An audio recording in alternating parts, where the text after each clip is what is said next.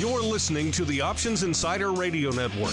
For more quality options programs, visit www.theoptionsinsider.com or search for Options Insider Radio Network in your podcast provider of choice. Listeners can also access all of our programming through our mobile app, available in iTunes and on Google Play.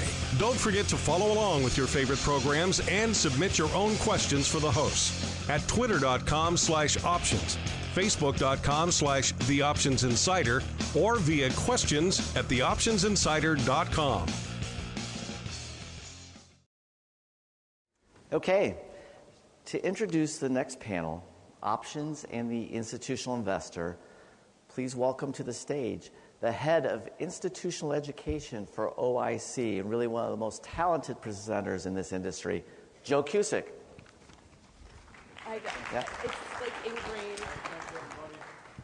I want to, first of all, thank the NASDAQ. This has been an incredible week of thought leadership.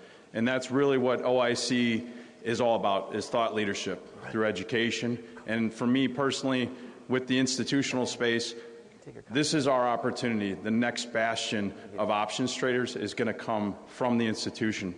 So we know that that thought leadership is going to come in the form of research.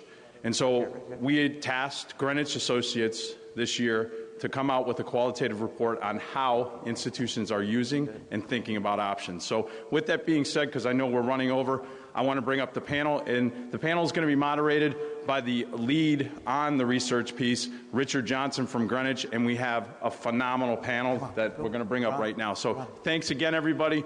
Thank you, NASDAQ, and I look forward to a great conversation about this. Thank you.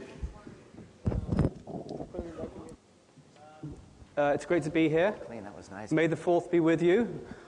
We're here to talk about institutional use of options, but if I need to lighten the mood, I do have some Star Wars jokes up my sleeve. So as Joe said, we started working with the OIC on a project to look at institutional use of options, and I'm going to go through some of the slides now with you, and then we'll talk about them on the panel right afterwards. So my name is Richard Johnson from Greenwich Associates. I'm a market structure analyst there. If you don't know who we are the leading provider of market intelligence services to the financial services sector. For over 40 years, we've been helping our clients understand their competitive positioning, refine product strategy, and drive revenue. Enough about us. Let's move into the meat here. Okay, so we engaged with the OIC at the end of last year, started interviewing institutional investors. What we really wanted to dig into is how are institutional investors using listed options and on OTC options. The perception was that these types of funds, I'm talking about pensions and endowments, have been allocating a lot of assets to private equity and illiquid credit type strategies, and are perhaps overlooking the benefits that adding an options overlay could add to their portfolio performance. So we spoke to 80 different institutional investors, mostly pension plans and endowments, but we also spoke to some asset managers as well, which was useful to kind of compare and contrast the different approaches, as you'll see. And also, we've got a very good mix of AUM, some very small firms with about 2 billion and some very large firms with over 50 billion in AUM. So the paper was released yesterday. You can ask me for a copy. You can ask the OIC for a copy. I'm really only going to touch on a few things, so I recommend you kind of get hold of it if you can. Some of the key takeaways were that the market overwhelmingly accepts the benefit of options. Only 4% disagreed that they could improve the risk-return profile. 81% of investors who used listed options were happy with the performance. The main motivation we found was for portfolio protection. That's the main reason they started doing these strategies. Listed options were considered superior to OTC across a number of factors such as price discovery, transparency, lower regulatory complexity, and reduced counterparty risk. We found they utilize a variety of different types of strategies, from portfolio protection to income generating, and even we spoke to a large public pension plan who was actually looking at volatility as an asset class and trading it in that way. In a very sophisticated way. And the key for a pension firm going to implement listed options is CIO. He's the main decision maker. He or she is the main decision maker. A couple other quick takeaways. Quantitative analysis was seen as a key way for firms to kind of get over that hurdle once they see the results of that options could add to their portfolio. That would be very helpful in them deciding to get involved. In-house expertise and education. Education is what the OIC is about, so they're certainly planning to go off this as well. So without further ado, I'd like to move on and I'll let the panel introduce themselves. And can you tell us a bit about who you are and what your involvement in this space is? Great. My name is Eric Metz. I'm the Chief Investment Officer of a firm called SpiderRock Advisors. We're based in Chicago. Effectively what we do is we're a sub-advisor to institutions, financial advisors, and family offices, really scoping out kind of what mandates, what suitability they need, and how options-based strategies can apply to their portfolios. We have a little bit over $300 million under management, and effectively the SpiderRock parent company and their infrastructure and technology has enabled us to create very bespoke offerings and be able to scale and deliver those on that bespoke nature. So again, thanks for having me here, and thank you, Richard, for the study. Ariane. My name is Ariane Cricky. I have been in the business for 17 years. The last 12 years have been associated with institutional derivative sales and sales trading. I'm currently at Goldman Sachs, responsible for our electronic options routing, while also sitting alongside of our traditional institutional equity derivative sales and trading desks. And we work on an effort that not only speaks to a lot of the clients that are associated with this study, from insurance, pension, asset managers, but also macro hedge funds. So we'll speak to kind of some of the feedback that we've received, not only from the asset manager community, but also the hedge fund community in today's session.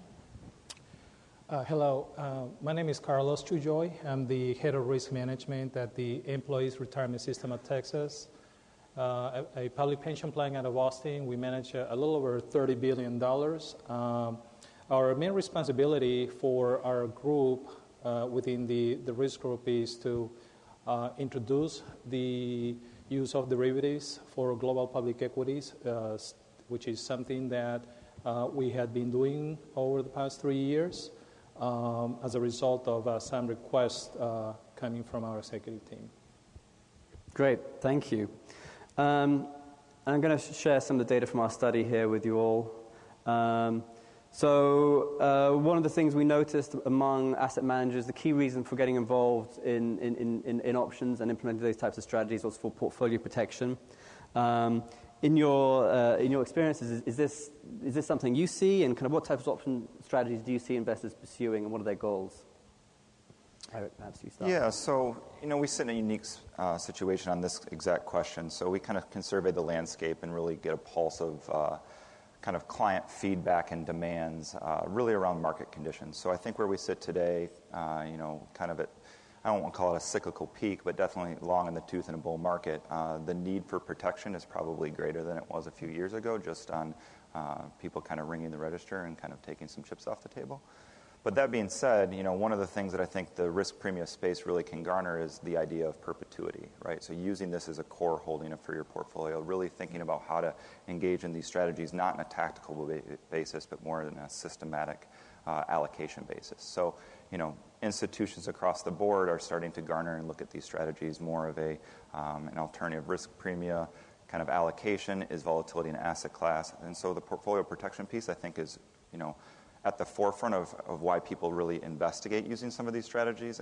But upon further review, that tactical mindset ends up shifting into more of a perpetual allocation. So I think the sheer nature of where we are in the cycle is garnering attention to portfolio protection. But I think the main, reason why they're coveting these strategies ends up being kind of the array and the suite of using all of the tools in an options toolkit, not so much just portfolio protection. Yeah, I think even to add to that, I think when you break down the types of institutional players that I referenced before, I think there's some different approaches that some of the asset manager and insurance and pension community might take versus maybe a little bit more of an aggressive approach from the hedge fund community. I think that from an insurance or an asset manager perspective, you're going to constantly see some of the things that came out in this study in terms of overall protection, hedge, put spreads, put spread collars, getting a little bit more advanced, which has been an exciting component of it, not just the traditional hedges in a directional manner. When you get and you look at the environment that we had been over the last 5 years in a lower vol environment, definitely lended itself to more directional, even single stock exposure. We saw an increase in that type of usage of options, especially in the hedge fund community, where they're either utilizing stock replacements or protective hedges or even directional spreads. That came out in a lot of Henry Schwartz's material yesterday as it pertains to that in terms of that type of trading strategy. So you're not only seeing the traditional things that come out here in terms of a protection standpoint, but it was also a directional standpoint, maybe utilized a little bit more from the hedge fund community rather than the traditional risk overlay types of strategies that we see from the asset manager, pension, and insurance companies. Yes, I think as you said, we certainly picked up that, I want to move to the next slide here. Investors are using a variety of different types of option strategies. Portfolio protection is just one thing they're looking to do. But when it comes to types of strategies, there's a pretty good mix of covered calls, protective puts, short puts, and so on. Perhaps over to you now, Carlos. Can you tell us about the types of strategies, as a public pension plan, what is most important to you, and how are you implementing these strategies?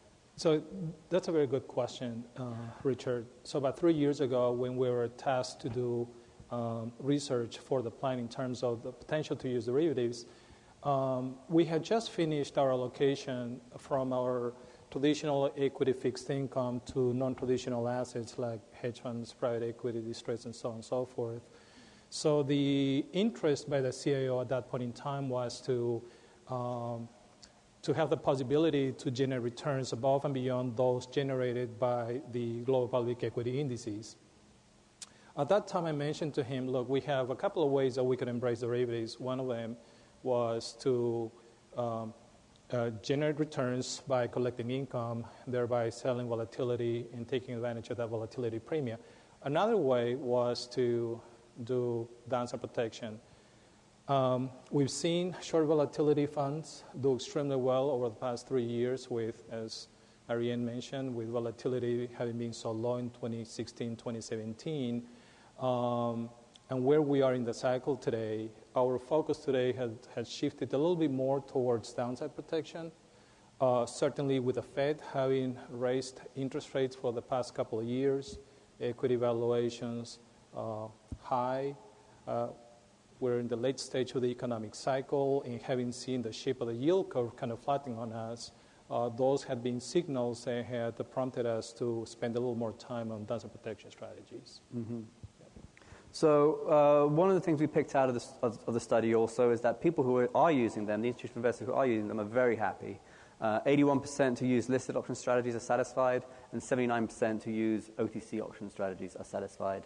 Question for about how has the space changed, would you say? What is the feedback you get from your clients, Eric and Ariane, and how has the space changed over the last 5 years? Yeah, it's been oh, sorry. No, go for it. I think it's been a very interesting shift, an exciting one, although even in a low vol regime that we were in for so long, it still warranted a significant amount of increase in the amount of usage from institutional participants. We're seeing more and more of them enter the marketplace, get more and more comfortable with how to onboard or handle the risk of an option.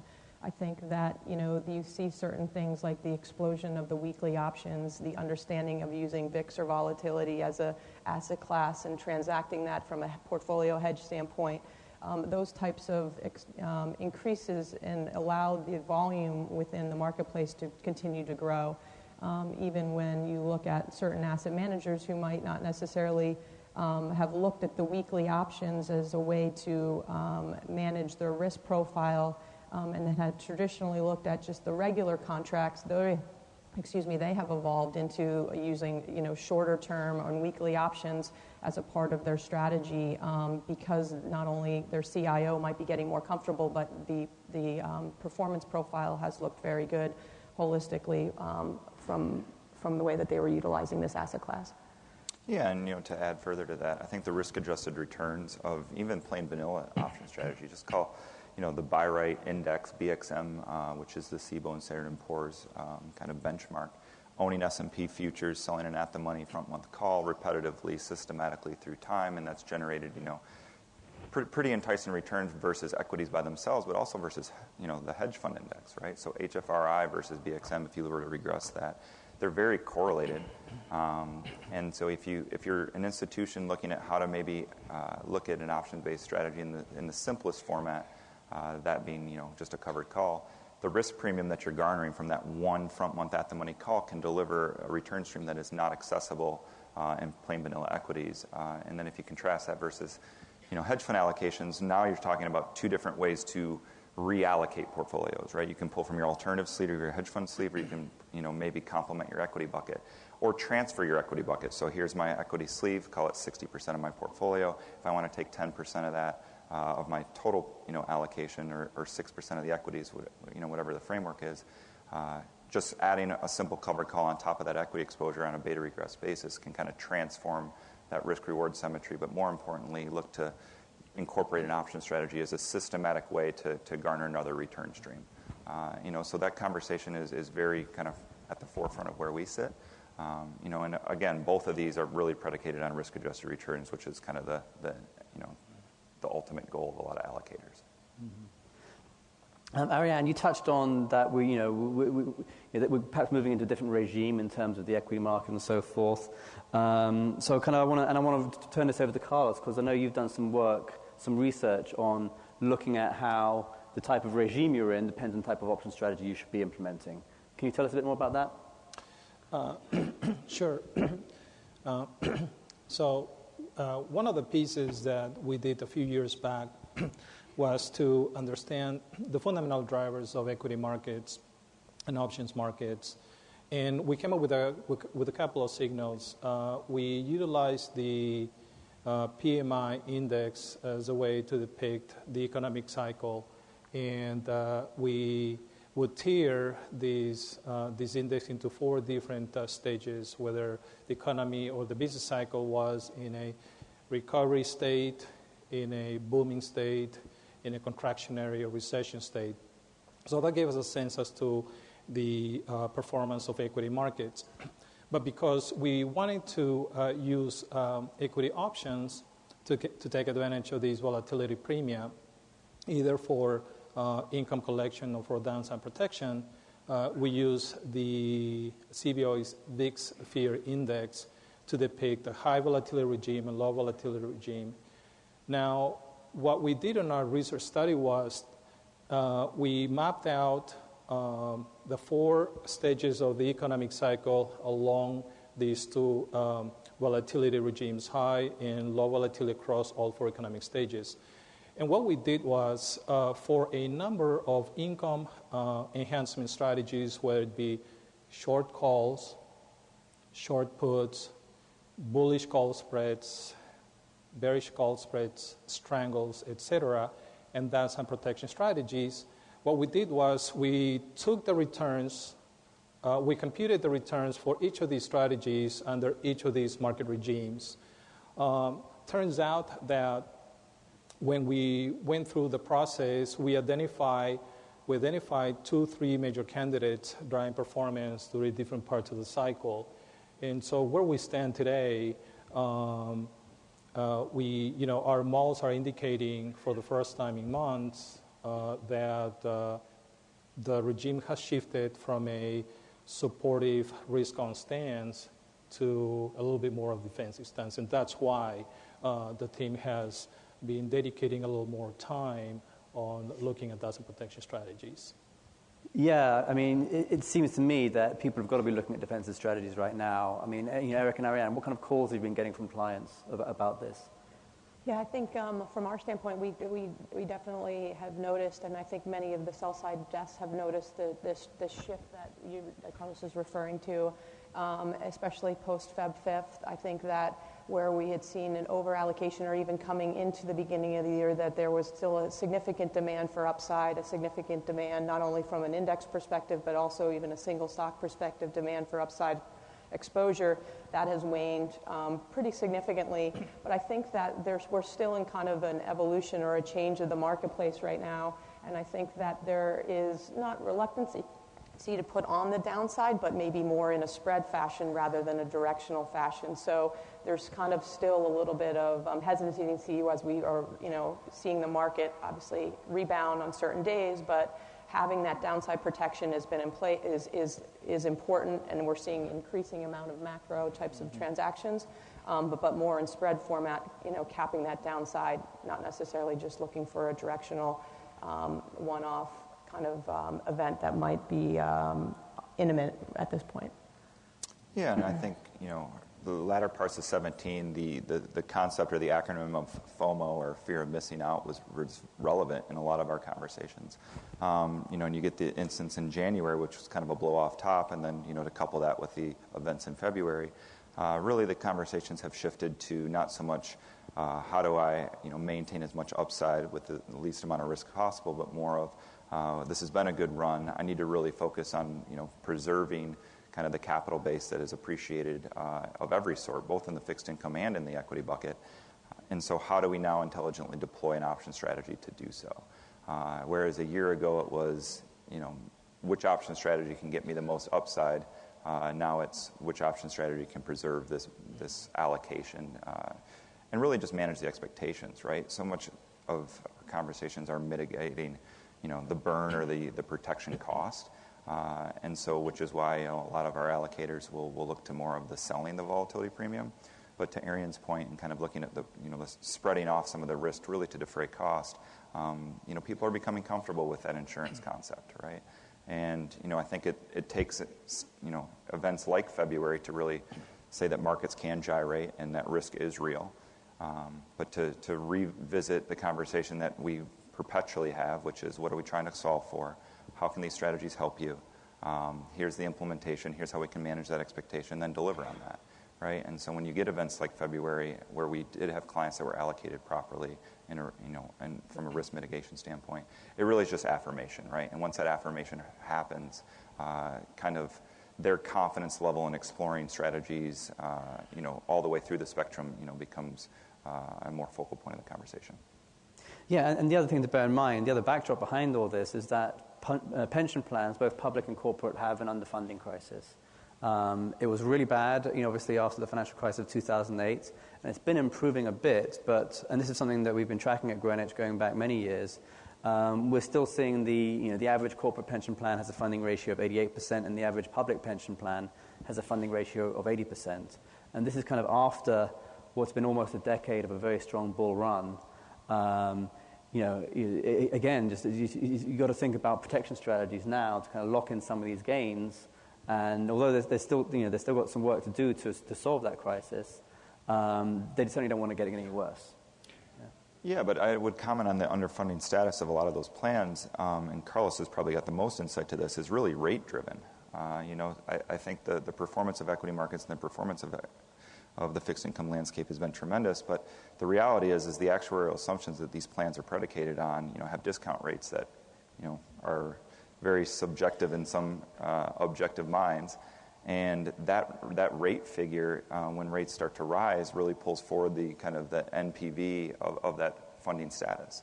And so thinking about how to use options from a glide path perspective of rebalancing but also garnering returns and kind of paying it forward, that is a very interesting dynamic of where our conversations are and where all these strategies are applicable in the kind of public and the private plan space. Foundations and endowments are somewhat similar, and so figuring out kind of from a rates perspective, 2 years, 3 years out, what that does to the plan status if rates were to move, and then incorporating that glide path with their current plan and their current allocation by applying an option strategy. That's our job, right? Assessing that landscape and really putting, thoughtful ideas as to how to incorporate these strategies. Now, so you obviously work with pension plans a lot, and I don't know if you can comment on this, but one of the things we got out of the study was that perhaps surprisingly, once a firm had had started looking into implementing listed options, they could get it done within 6 to 12 months. In fact, 73% of the firms we spoke to who were doing listed options said that it took that time period to get it through the investment committee and so forth. And again, with the CIO being the main driver. And I think the perception has been that it can be a much longer process and a much more bureaucratic process. And I know this is something you're going through now, Carlos. Can you talk about what are the what is the process like for you to get approval to do it? Did you have to talk to the board? Was there a problem with your investment mandate? Can you tell us about that? Sure. So there's, if we wanted to talk about challenges and obstacles to implement derivatives or options in a public pension plan setting, there are a number of them. But what I'd like to say is, what you really want in a pension plan setting like ours is you really want to start at the top. You want for the board to understand the risk, the benefits, and limitations of options. You also want your executive team, led in this case by the chief investment officer, to appreciate that options are another tool that managers can have in their toolkit to manage portfolios' risk and return profiles. But it's also true that we need proper infrastructure in terms of the capabilities to be able to understand strategies, to be able to test them, to create new ones, to place them vis-a-vis existing allocations, right? And also have your background office to be properly set up and have people who understand the lingo, who understand how to book a trade, and all of these supported by a legal system or counsel that allows you to implement these options-based strategies either internally or through external mandates.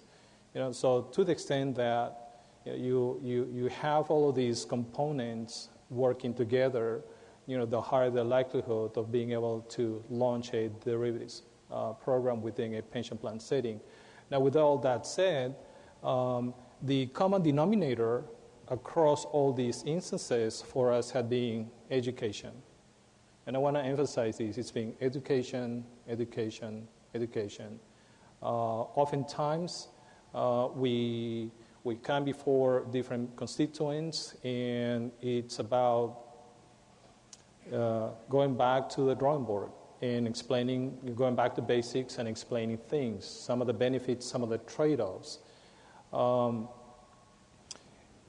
With education and having resources and members of the community coming to venues like this, to conferences, getting primers, developing the right network of people certainly helps to mitigate or reduce these issues or challenges that we had faced at ERS. So how does the institutional investor get educated? Well, first of all, attending conferences like these. So, thanks to the OCC, OIC, and all the exchanges for a wonderful conference. But there's a couple of ways here, and this is something that we mentioned to the team, that if we wanted to really launch a successful program for the agency, what we needed to do was either to educate people, either send them to class, go back and refresh these discourses, or as simply as hiring experienced professionals. Nothing beats experience. I had an opportunity to run a fairly large call overriding fund in the early 2000s, and it was that experience that I brought to ERS, and by putting together a team of quantitative modelers to create the necessary research infrastructure, because it is only through education that other people can get confidence in the possibility to launch these strategies. Mm-hmm. Right, so I'm going to throw up another slide here. Let's see. So certainly there are not, by no means are all the pension plans and institutional investors using listed options right now. And we wanted to find out what are the obstacles that need to be overcome here. And the number one response was that it doesn't fit with their primary investment strategy. I'd wonder if it seems to me that no matter if you're doing a fixed income portfolio or an equity portfolio, there are option strategies that can be applied to that. Do you guys want to talk about that? Perhaps Eric, what do you think about that response? Yeah, so I think the thing that sticks out and is kind of alarming to me is does not fit with my primary investment strategy. Well, what is that? Generate superior risk-adjusted returns? Because if that is the case, then it kind of does. You just might not know that options and strategies either exist or how to apply them. And that application and figuring out, to Carlos's point, and putting kind of the education, up on a silver platter for some of these allocators is really the challenge of the entire industry. And, that is a lot of my day-to-day task, right? And so figuring out, A, what they're trying to solve for, if they don't think they're applicable, kind of articulating to them why they should be applicable, and then from an implementation, kind of an outsourced mandate perspective, again, offering that kind of outsourced CIO desk that they're looking for just derivatives, right? A lot of teams don't have the bandwidth, don't have the resources to bring in the expertise and staff, a team of 5 or maybe 10. There are some plans that do that. There are some endowments that have internal teams.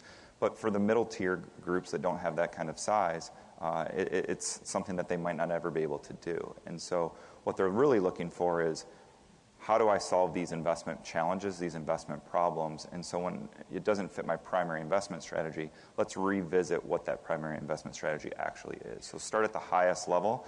No Greeks, no calls, no puts, no covered call mentioning of that. What are we actually trying to solve for? And then in the back of our heads, we know that, okay, they're looking for a risk premium strategy. They don't even know it. They're looking to augment and supplement yield and maybe increase equity beta through a cash-secured put, collateralized with a portfolio of treasuries.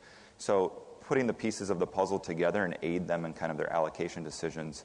And so kind of debunking maybe some mythical things about our industry is really kind of the challenge for all of us in this room. But, we live that every day. That's almost the point that I was going to emphasize here, and which I thought was unique on the study was the change in terms of the time to market and how much that's improved. And that, I know there was a question earlier in terms of what's changed over the last 5 years, and obviously the evolution of more and more participants, but that's also come off the benefit of the educational efforts from the exchanges as well as OIC as well as the sell-side banks, and making them, understand the infrastructure, but having that expertise on the buy side to be able to accurately and efficiently invest. But also one area of it that has also improved when you talk to a lot of these asset managers is maybe they traditionally had been very, very knowledgeable from an equity and equity market infrastructure perspective, market structure knowledge, but also trading platforms, order management systems, execution management systems that have been so in tune with that asset class that they've been so comfortable, confident, and very aware of how to manage that risk, not only on trade in, but trade out. And then what they're trying to do is implement an option strategy on top of that, and without the proper maybe even tools from an execution standpoint, they struggle with that implementation. Maybe the expertise is there. But what we've seen in terms of the evolution of the marketplace has been the improvement in technology, the awareness of option market structure as well as equity market structure, and the confidence to be able to employ these strategies because of not only the tools, but the order management system, the risk systems, as well as the trade-out tools have been much, much more drastically improved to be able to accommodate not only equities, but options as well. That's very interesting. Within the pension plan, at ERS, we manage a little over 65% of the assets in-house. The other 35% is managed through external parties, primarily on non-liquids. But we also have a sleeve of external managers on the liquid side. And what was interesting was that when you look at the composition of how we manage monies or equities within the plan, these are a highly diversified pool of assets. And so, the very definition of doesn't fit with primary investment strategy is a very interesting one, because it's not just necessarily about trying to obtain that objective of improving risk-adjusted returns, but it is also true that the workflow of managing highly diversified portfolios sometimes limits you from being able to take on additional resources just to relearn, if you will, derivatives to express a view. And this is true for some of our managers who run portfolios more from a fundamental standpoint. So what we did within the agency, we said, look, we can implement options at 3 different levels of the plan. We could do one where we can apply options at the big picture thing, at the big plan level, and we had been using risk reversals to take advantage of the volatility smile observed in the marketplace. So that's one. The other area that we said, look, we could also embrace options at the asset class level where we can modify the risk return profile for that particular composite representing that asset class. And then we drilled down at the portfolio level where we had these managers struggling with time and bandwidth to express their views through options. And we said, look, we could certainly be tactical about it. We can produce the research necessary for them to embrace options, even from just a plain vanilla cover call writing structure, or have a dedicated team to run systematic strategies. Now where, say, if the main idea is to enhance returns through harvesting that volatility premia, then we have a dedicated return stream embedded in our composites.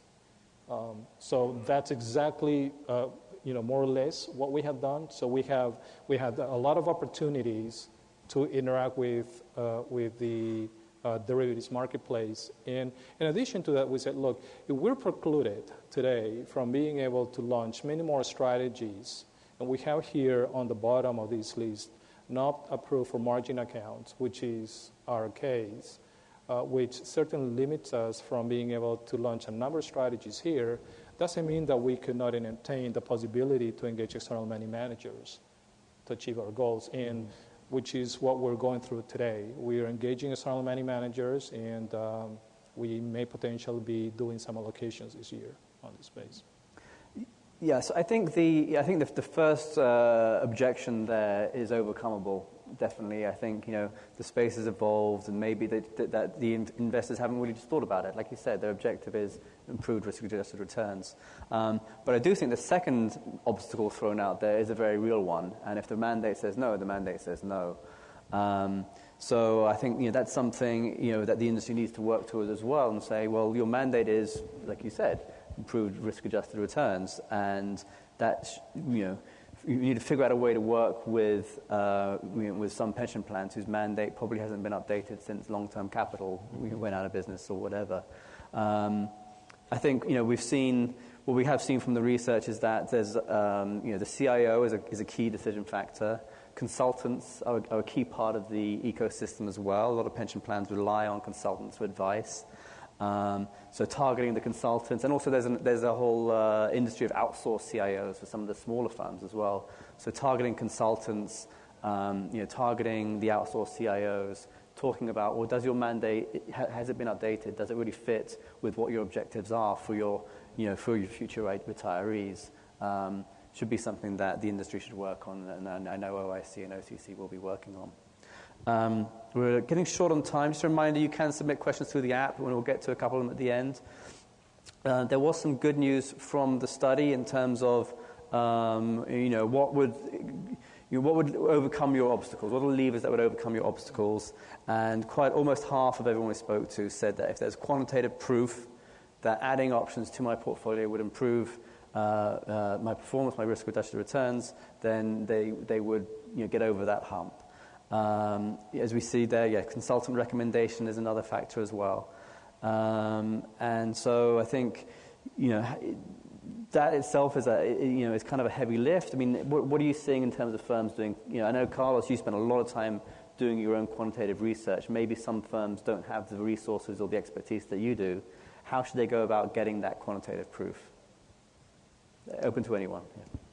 I think, obviously from the sell side perspective, we are getting increasing amounts of inquiries from the institutional community, not only that already run existing strategies, but those who are looking to employ new strategies in the option space. I think that clearly it's been a topic even on some other panels, that data is definitely something that has been not only of interest from the investing community, but we're also seeing the interest and obviously the demand not only on the exchange side, but the sell side brokers.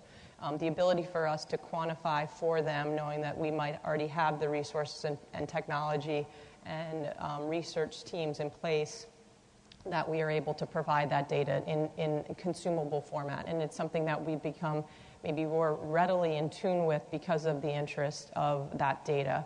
Now, where we have multiple different ways where if there's looking at just a basic overriding strategy, the ability for us to define catalyst managers and provide those types of granular tools for people to see, do their own back testing as well as alongside of getting educated through the material that we've already written or provided from a study perspective, and then obviously make the decisions from there. But most importantly, it's been a way of making it easier for customers and buy sides to be able to actually consume it in an electronic format. So the ability for them to come into our environment on the sell side where they're able to get it via FTP or even electronically in real time is kind of the next step here. Once they get to a point where they've decided upon a strategy, implementing it, but then they want to make sure that they're maintaining the research that we're able to provide. So the ability for them to consume it in a real-time fashion is obviously the next step in where we're evolving from a data and a research perspective. Okay, so I don't think we've got any questions from the app, but I'm happy to take some via voice communication. If there's anyone wants to throw a question out. All right, well, maybe let's just wrap it up then. If you had one piece of advice for an institutional investor looking to get into options, what would that be? Yeah, I think, all the data is very supportive of everything that, the industry speaks to and the risk-adjusted returns. But at the end of the day, I think the biggest value that these strategies provide is a more predictable return stream. And the idea of managing to expectations and the idea of goals-based investing and providing a solution to an outcome or a solution to a problem. There's no other toolkit in an allocator's toolbox that is more powerful than calls and puts and the combination thereof. And so really reframing, not Vegas, thetas, gammas, but more so what are we trying to strive for, and let's manage to that expectation, let's manage to that objective. That's the biggest value that people may or may not even know. And so they hear options, they hear complexity, demystifying that complexity and not speaking to all of the math that kind of is the fundamental kind of premise for everything that we all do, is at the end of the day kind of the industry challenge that, we're trying to really overcome. So the biggest value here is use them what they're built for and take the heavy lifting of the Greeks and kind of the intuition behind some of these tools, off their plate is really kind of our value proposition. Yeah, I think just to add to that, and echoing Eric's thought, was just in terms of the way that the industry has evolved substantially from a technology, from an information, from a knowledge, from an educational perspective, from a governance and a market structure awareness. And I think that utilizing and providing the comfort, which we've even seen during the first quarter of this year with the explosion of more and more users and entrants, and how valuable it is to have this asset class as a part of an overall portfolio overlay has been extremely important. So the comfort and the ability to do it, not to mention the liquidity, has been there to allow for the increased in investing and utilizing U.S. listed options. Great. I echo with everything that Eric and Erin have said. Three things: educate, empower others with it, and to be able to make sure that you can realize these benefits, make sure that this knowledge base is actionable, because oftentimes great ideas stay on the desk. Make sure they're actionable, and for that you have to have all these pieces that we listed earlier. You have to have this strong supporting system to back you up in order to be able to use options in your shop. Great. Well, let's leave it there. I'd like to thank our panelists, thank the OCC, the OIC, and our sponsors. Thanks, everyone. Thank you.